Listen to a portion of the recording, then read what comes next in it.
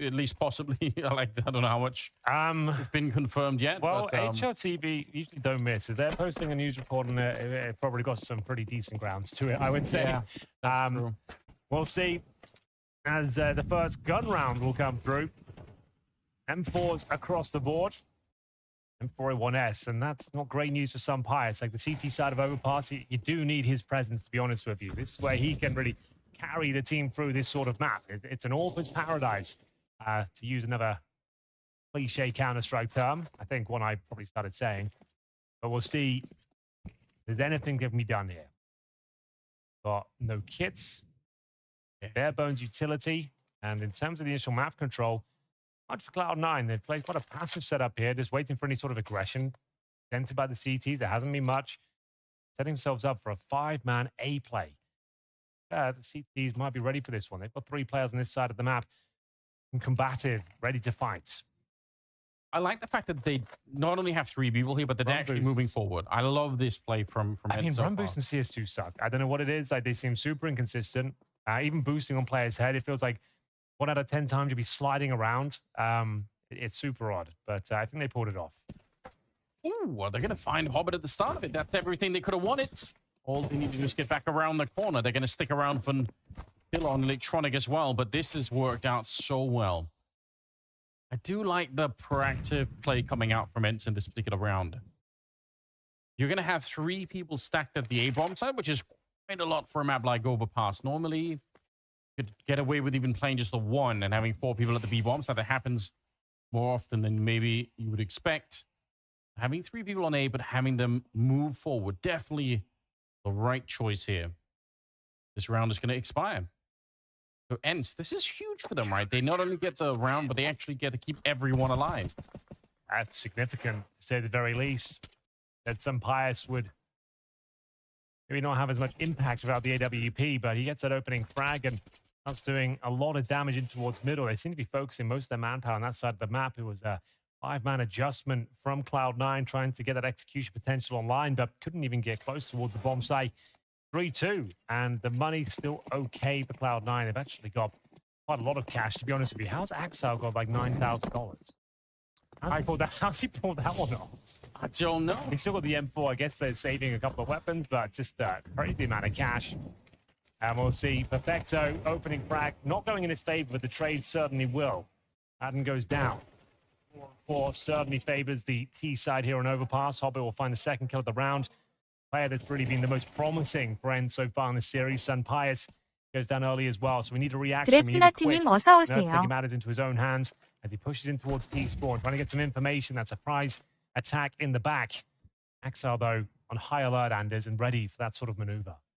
Yeah, they are keenly aware that something could be up. I do like this position for Nerds. Very hard for them to find anything with them. Axel trying to see if he can get them down, but Nerds might actually swing this back in their favor. This is huge.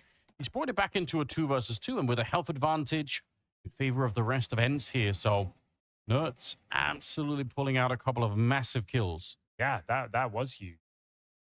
Probably enough to win the round unless Wade misses that shot.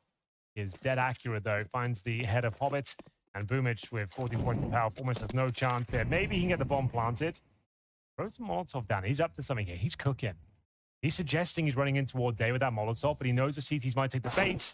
But he doesn't. And it will be another success run there for Ents. Isn't quite a dejected-looking Madden after that first map. I suppose not surprising, after losing 13-4 on their pick. But starting to feel better now. TVJS님 어서 오세요. He's always been a bit of an emotional player, hasn't he? I actually think that's one of the reasons why it's been kind of fun to follow his career. Like, he definitely, you can tell when he's excited, and you can also tell when he's frustrated. I kind of like watching players like that. Let's make it a bit more fun. He wears his heart on his sleeve. That's exactly right. Well, 3-3. It does get all tied up. That's Molotov for you. Straight towards that party position. No fun for Nerds. He wasn't invited. Have to pull back here. This is more traditional default now. Cloud9 is going back to the basics. Set pieces off the get-go. Worked out for a couple of rounds here. It's going to establish some basic control of the connector. Normally, the first port of call on Overpass is open towards the bathrooms. Push the CTs back, deny vision. Try and take material en route. Sun Pius has finally got the AWP up and running, so that's that's kind of something to think about too. Absolutely. This is where the AWPers can absolutely dominate. If you've got a strong AWPer that can act like the turret on the A bomb site, you can really actually have a strong B defense, sometimes even having 4 players over there. And a player like Sampais, he's got such a scary presence there. You might just want to avoid him in general, but time will tell. He hasn't given up his first shot just yet. He's holding a smoke in hand. 50 seconds. And things start to get a little bit more complicated for Cloud9. Taking significant damages. Hobbit's down to 37 points of power. It's 3-3.